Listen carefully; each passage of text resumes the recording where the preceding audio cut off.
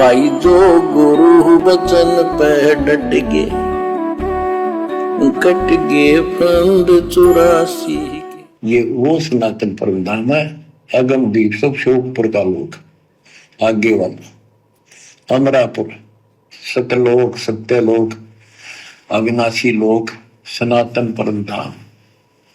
अगमदीप अमरापुर कहिए, जा हिल मिल हंसा खेल रे, दास गरीब देश है दुर्लभ, साचा सतगुरु मिले, दास गरीब देश है दुर्लभ, साचा सतगुरु मिले। कि वहां अमर लोक में जाके, सत्य लोक में जाके वहां प्यार से रहते, सारा दिन मौज मस्ती करते, वहां नाचो और गाओ, वहां मौज है सारी, किसी चीज का अभाव नहीं, कोई कष्ट नहीं। या गर्मी में गर्मी शरीर फूक दे, सर्दी में सर्दी मार डाले, बारिश आ जाए उसमें मुश्किल, ओले पड़ जाए तो सिर फोड़ दे कभी। यानी सतगुरुदेव भगवान के कहने का मतलब है कि बच्चों, जो तुम यहां काल की बकवादों में सुख ढूंढ रहे थे ना, गाना बजाना, मीठे मीठे म्यूजिक सुनना, संगीत सुनना, हर प्रकार से घूमना फिरना, फिल्में देखना, परमात्मा कहते हैं ये सब कुछ है सतलोक के अंदर। ये काल केवल उतना ही यहां पर तुम्हें व्यवस्था दे सकता है जितना इसने सतलोक में देखा है, उससे ज्यादा ये यहां पर कुछ नहीं कर सकता। अरे जीव ने जो वस्तु अपने दिमाग में सोच ली, इसका मतलब वो वस्तु है धरती पर, सृष्टि में। जो वस्तु संसार में है ही नहीं, इंसान उसको कभी सोच ही नहीं सकता, मन में कल्पना कर ही नहीं सकता। और यदि आपने किसी चीज की कल्पना कर ली, इसका मतलब वो वस्तु है, भले हम नहीं जानते उसके बारे में। तो हम लोग एकांत में जब कई बार होते, पता नहीं हम क्या क्या सोचते हैं कि ऐसा ऐसा मकान बनाएंगे, ऐसे ऐसे महल, ऐसे ऐसे एरोप्लेन, ऑटोमेटिक चलने वाले, ऐसे ऐसे सुख। तो ये मन जो सोच रहा है, इसका मतलब वो सब चीजें हैं। अरे जो है ही नहीं उसके बारे में इंसान सोच ही नहीं सकता। लेकिन वो है कहां जो हम सोच रहे हैं लेकिन हम देख नहीं पा रहे, यहां पर वो सब सतलोक में है। और इस काल ने सतलोक की नकल करी यहां, हमें थोड़ा बहुत झूठा सुख देने के लिए। ये कितने मीठे मीठे म्यूजिक इसने बना दिए। अब तो हमें अच्छे नहीं लगते, लेकिन पहले तो हम ये म्यूजिक सुन सुनकर दास, ये शायद सन 2004 की बात है, दास गांव से जयपुर में आ गया था कॉलेज में पढ़ने के लिए। तो मैं सेकंड ईयर में था, राजस्थान कॉलेज में पढ़ता था, सेकंड ईयर में था। फिजिकल एजुकेशन मेरा जो है वो सब्जेक्ट था, यानी एक्सरसाइज करते थे, खाते पीते, हॉस्टल में रहा करते थे, दौड़ धूप करते थे। तो फिजिकल एजुकेशन मेरा सब्जेक्ट था, सेकंड ईयर में था। क्या कह रहा था, दिमाग से निकल गई बात।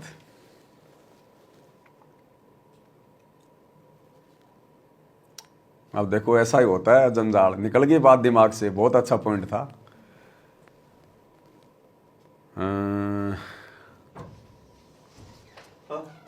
नहीं नहीं, तो बात भाई और बहनों दिमाग से निकल गई है। सारे सुख सतलोक में हैं, यहाँ 2 कॉपी है, बढ़िया बढ़िया म्यूजिक। अब निकल गई, अब फिर आएगी तब बताएंगे। अब दिमाग से निकल गई बात।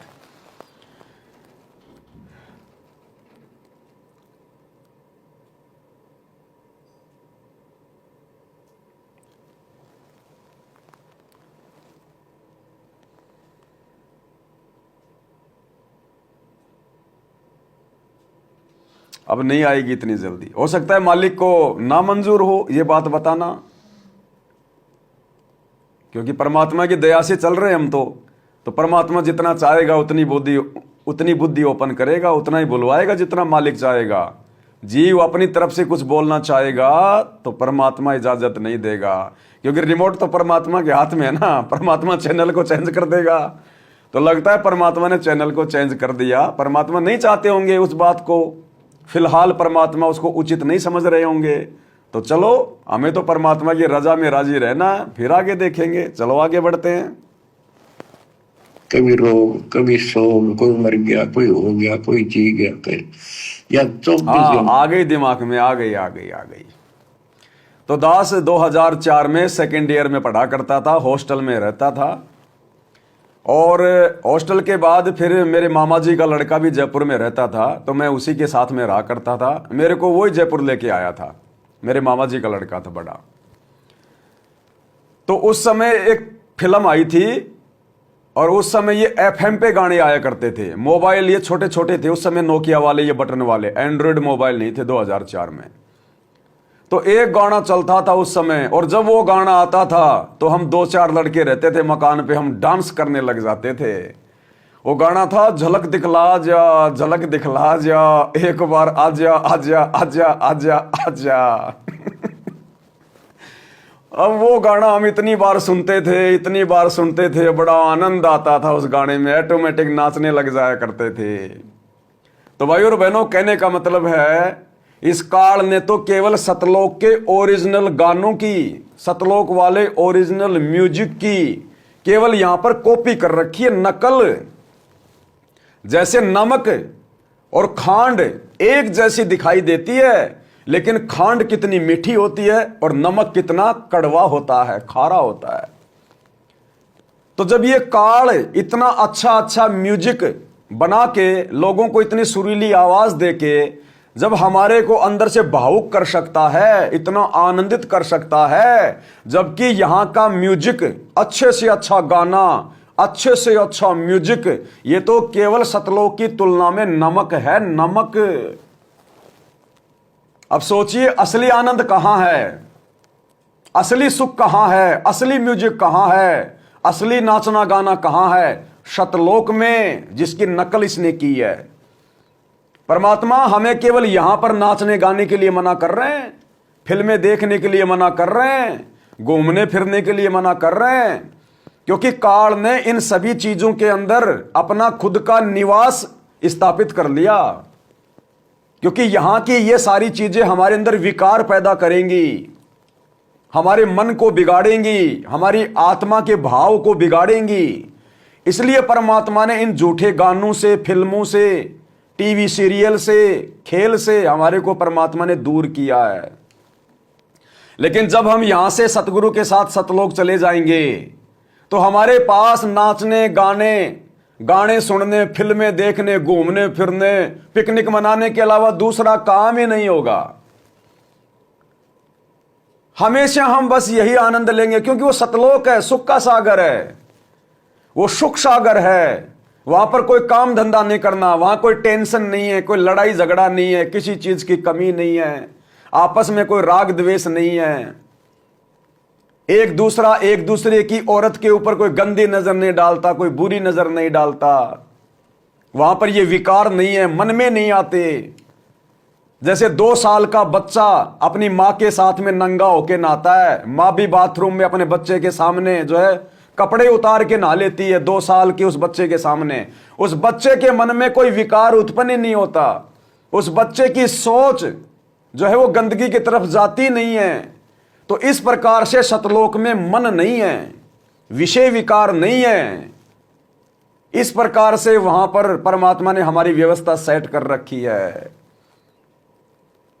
फिर ये आत्मा उन अखंड सुखों को भोगती है। असली गाने, असली म्यूजिक, असली फिल्में, असली हीरोइन, असली विलास। यहां हम जो भोग क्रिया में जो सुख ढूंढते हैं, भोग विलास में, काम पूर्ति में, सेक्स में, कहते हैं ये सेक्स वाला भी ओरिजिनल सुख यहां के झूठे सुख से लाखों करोड़ों गुणा अखंड सुख ये भी सतलोक में मिलेगा, सतलोक में। तो भाई और बहनों, हम क्यों इस गंदे लोक की इच्छा करें? यहां से तो इच्छा हटानी पड़ेगी। और ना हटाएंगे तो भी मरना पड़ेगा।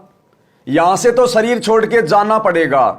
दो ही जगह हैं, या तो स्वर्ग या फिर सतलोक। तो क्यों ना, जब मरना ही है तो फिर क्यों ना हम सतलोक वाली भक्ति कर ले। अरे जब मरना ही है, फाइनल है, तो क्यों ना फिर सतलोक वाली भक्ति करें। कम से कम अखंड सुख तो प्राप्त कर देंगे। मरकर हमें कुछ समय के लिए सतलोक तो जाना पड़ेगा, फिर नरक में भी जाना पड़ेगा, मरना तो पड़ेगा, अमर तो रहेंगे नहीं। अरे भाई जब मरना है, यहां से जाना है, तो क्यों ना फिर सतलोक वाली भक्ति कर ले। तो इस प्रकार से भाई और बहनों, हमने गुरु जी के ऊपर पतिव्रता पद पर आकर समर्पित होकर आजीवन मर्यादा में रहकर यह सत भक्ति करनी पड़ेगी। तब भाई वो अमर सुख, अखंड सुख मिलेगा। खाली बातें करने से, गुरु के वचन को तोड़कर गंदी राजनीति करने से, राजनेताओं के रैलियों में धक्के खाने से, आश्रमों में हॉस्पिटल बनाकर गुरुजी को नाराज करने से, दुनिया के लिए गुरुजी की मर्यादा तोड़कर स्टेडियम बनाने से, गुंडों की रैलियों में जाकर बैठने से, उनकी सीबीआई जांच का समर्थन करने से, जाट आरक्षणों में जाकर बैठने से, भक्तों के दान का पैसा चंदे के रूप में देकर हम लाख जन्म में भी सतलोक के दर्शन नहीं कर सकते। भैया कुर्बानी देनी पड़ेगी। बिना कुर्बानी के आप जी कुछ हासिल नहीं कर सकते। और सतगुरु आपसे कोई गर्दन की कुर्बानी नहीं मांग रहा, सम्मन की तरह कोई बेटे की कुर्बानी नहीं मांग रहा।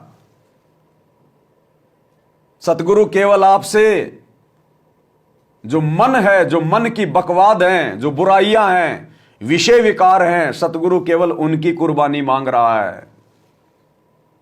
और यह कुर्बानी तो सतगुरु के मांगे बिना भी इंसान को दे देनी चाहिए। यह तो बुराई है, यह तो वैसे भी एक आम व्यक्ति ने नहीं करनी चाहिए। माता पिता बचपन से अपने बच्चों को यही शिक्षा देते हैं कि बेटा किसी की चोरी मत करना, किसी को गंदी नजर से मत देखना, बेटा शराब मत पीना, मांस मत खाना, किसी की कुसंगति का शिकार मत हो जाना।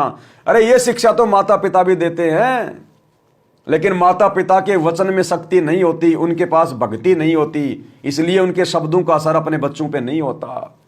लेकिन सतगुरु तो शब्द शक्ति से भरपूर होता है, उसके वचनों का प्रभाव होना शुरू हो जाएगा। तो भाइयों और बहनों, अब इस सतगुरु से बढ़कर हमें कोई और सतगुरु नहीं मिलने वाला। इस परमेश्वर से बढ़कर हमें कोई और परमेश्वर नहीं मिलने वाला। ये बिल्कुल फाइनल है, लास्ट है, अंतिम है। और ये भी आपको क्लियर बता देता हूं, बाद में फिर कहोगे किसी ने बताया नहीं। वैसे तो दास वीडियो में जिक्र करता ही रहता है। सन 1994 से लेकर 2014 तक जितने भी भगत भाई बहन सतगुरु की शरण में आ चुके हैं, क्योंकि 2014 के बाद तो सतगुरु अपने मिशन के लिए, भक्तों की छटनी के लिए, परीक्षा के लिए जेल में जाके बैठ गए।